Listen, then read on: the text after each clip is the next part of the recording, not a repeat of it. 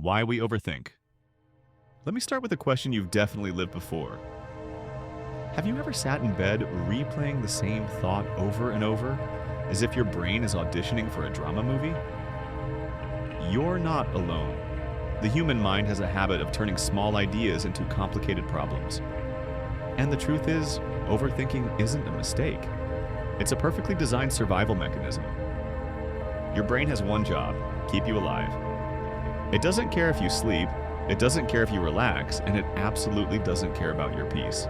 When your brain senses uncertainty, it opens a file called What Could Go Wrong and starts running simulations. This is where overthinking begins. Let's rewind thousands of years. Early humans needed to predict danger. They had to think about where predators might hide, which plants were poisonous, or what weather might destroy their food supply. Thinking ahead literally saved lives. So overthinking didn't evolve from fear, it evolved from intelligence. But here's the twist: the world changed faster than the brain. Now instead of lions and storms, we worry about, did I say the wrong thing? What if I fail? Will I ever make it? The brain hasn't updated its software. It treats everyday situations the same way it treated life or death moments. So when you're facing uncertainty, the brain does what it always did. It tries to protect you. But protection is not the same thing as peace. Overthinking usually begins when there's a moment of doubt. A small question enters your mind, a tiny concern. The brain notices the unfamiliar feeling and it magnifies it. Suddenly, a single thought transforms into 10 possibilities. Then those 10 multiply into 20. You're not failing, your brain is just doing its ancient job. Let me give you an example. Imagine you need to make a big decision. Maybe it's a relationship, a career choice, or a financial risk. Your heart says one thing, your mind says another.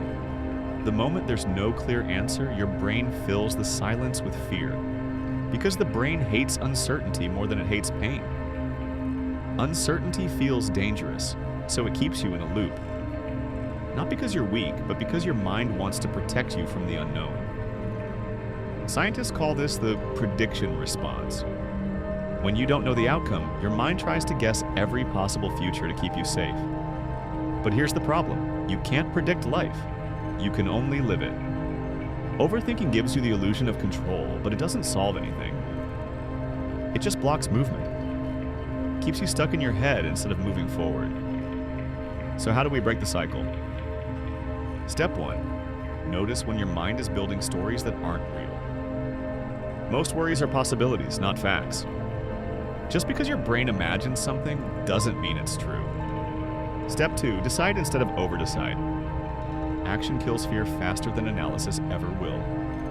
Your mind can't overthink a decision you already made. Step 3. Give your brain clarity. Write the problem down. Name the fear. Because when you put thoughts into words, the brain stops treating them like danger and starts treating them like information. And here's the surprising part. People who overthink usually have higher intelligence. Their brains make more connections. They see more possibilities. They imagine more scenarios.